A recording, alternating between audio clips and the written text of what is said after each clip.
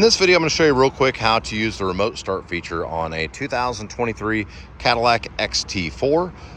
If your remote looks like this and it has this little wheel button down here, that's the remote start button.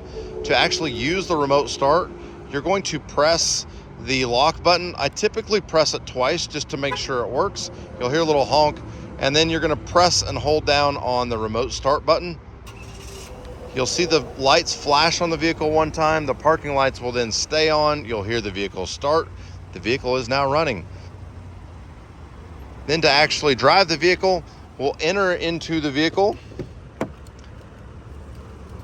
And it won't let you drive right now. It's kind of in a mode that just the vehicle is running, but it won't let anybody drive away with it.